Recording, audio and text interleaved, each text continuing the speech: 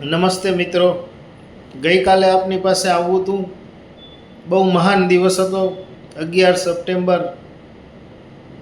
કવિ દાદુદાન ગઢવી ચારણ સમાજનું નહીં, આખી દુનિયાનું ગૌરવ, જેનાથી એવોર્ડ વિભૂષિત થાય, પદ્મશ્રી વિભૂષિત થાય અને જેનાથી ટેરવા જેવું પુસ્તક લખાય અને કાળજા કેરો કટકો મારો ગાંઠથી છૂટી ગયો જેવી રચનાઓ થાય, એવા દાદુદાન ગઢવી દાદબાપુનો કાલે જન્મદિવસ ગયો. એની જ રચના મારે તમને કહેવી છે. શું શબ્દો છે એમાં! શિખરો જ્યાં સર કરો ત્યાં કીર્તિ સ્તંભ ખોડી શકો.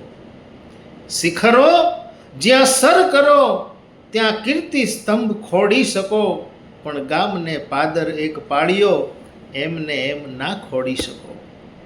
ડરાવી ધમકાવી ઇન્સાનના બે હાથને જોડાવી શકો, પણ ઓલા કેસરીના પંજાને તમે એમને એમ ના જોડાવી શકો. કહે દાદ આભમાંથી ખરે એને છીપમાં ઝીલી શકો, પણ ઓલ્યું આંખમાંથી ખરે એને એમ ના ઝીલી શકો. તું સૌને દેખે માતાજી, તુજને કોઈ ના દેખે. મોગલ આવે નવરાત રમવા, કેવા કેવા વેશે. શબ્દ એક શોધો ત્યાં સંહિતા નીકળે. કૂણો ખોદો તો આખી સરિતા નીકળે. જો જનક જેવા આવીને હળ હાંકે, જો જનક જેવા આવીને હળ આંકે, તો હજી આ ધરતીમાંથી સીતા નીકળે.